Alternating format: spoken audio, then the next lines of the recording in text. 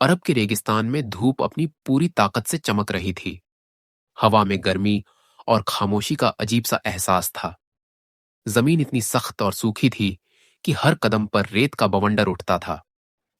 उस वक्त के लोग अपने कबीले में रहते, बकरियां चराते और शिकार करके अपना गुजारा करते थे।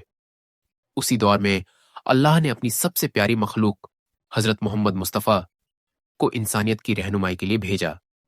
उनका दिल रहमत का दरिया था। जब वे हाथ उठाते तो रहमत बरसती, और जब नजर पड़ती तो जिंदगी आंगों बदल जाती। एक दिन कुछ अरब शिकारी शिकार की तलाश में निकले। उनका निशाना एक हिरन था, एक मासूम खूबसूरत जानवर जो रेगिस्तान के किनारे घास चर रहा था। उसके साथ उसके दो छोटे बच्चे भी थे जो अब भी दूध पीने के मोहताज थे। हिरन अपने बच्चों के पास इधर उधर घूम रही थी, कभी उन्हें प्यार करती, कभी उन्हें दूर जाकर कूदने देती। अचानक एक शिकारी ने तीर चलाया। तीर सीधा जाकर हिरन को लगा और वह जख्मी होकर गिर पड़ी। उसके शरीर से खून बहने लगा और आंखों में दर्द और डर की लकीरें उभर आईं। शिकारी ने रस्सी निकाली, हिरन को बांधा और खुशी खुशी अपने गांव की तरफ चल दिया कि आज उसका शिकार पूरा हो गया। मगर उसने यह नहीं देखा कि दूर खड़े दो छोटे बच्चे अपनी मां को पुकार रहे थे। उनकी आवाजों में डर, लाचारी और तन्हाई झलक रही थी। हिरन की आंखों से आंसू बह रहे थे और उसके दिल में एक ही दुआ थी, ऐ अल्लाह, कोई ऐसा रास्ता बना दे जिससे मैं अपने बच्चों को देख सकूं। उसी वक्त अल्लाह के प्यारे नबी उस रास्ते से गुजर रहे थे। आपके साथ कुछ सहाबी साथी भी थे। जब आपने देखा कि एक हिरन रस्सी से बंधी हुई दर्द में तड़प रही है, तो आप रुक गए। आपका चेहरा नूर से भरा हुआ था। लेकिन जब आपने हिरन की आंखों में देखा तो आपका दिल पिघल गया। आपने शिकारी से पूछा, ऐ इंसान, तूने इस हिरन को क्यों बांधा है? शिकारी बोला, मैं इसका मांस बेचने ले जा रहा हूं या घर ले जाकर खाऊंगा। यह सुनकर नबी ने हिरन की तरफ देखा और अल्लाह के हुक्म से वह हिरन बोल पड़ी।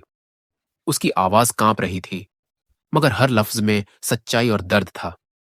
हिरन ने कहा, या रसूल अल्लाह, इस शिकारी ने मुझे पकड़ लिया है।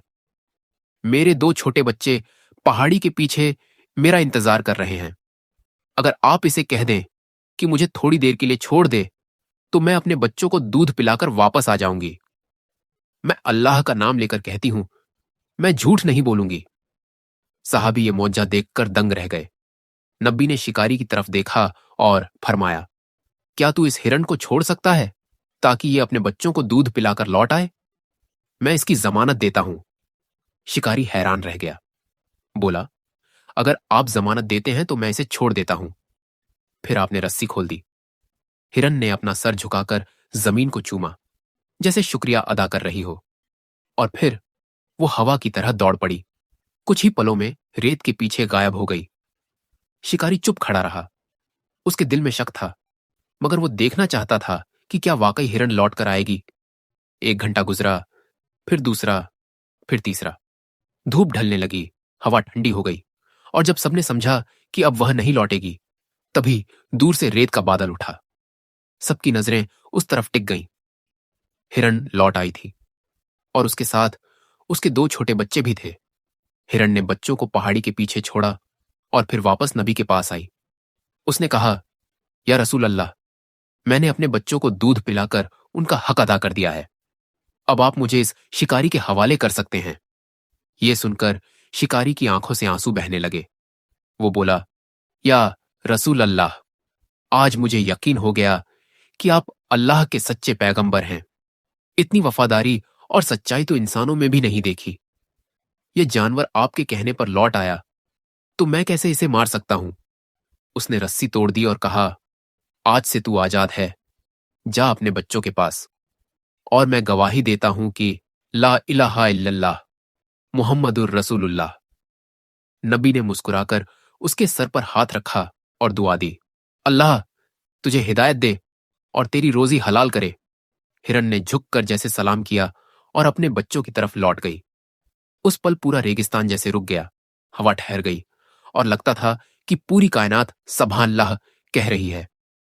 उस शिकारी की जिंदगी बदल गई। अब वो कभी किसी पर जुल्म नहीं करता था।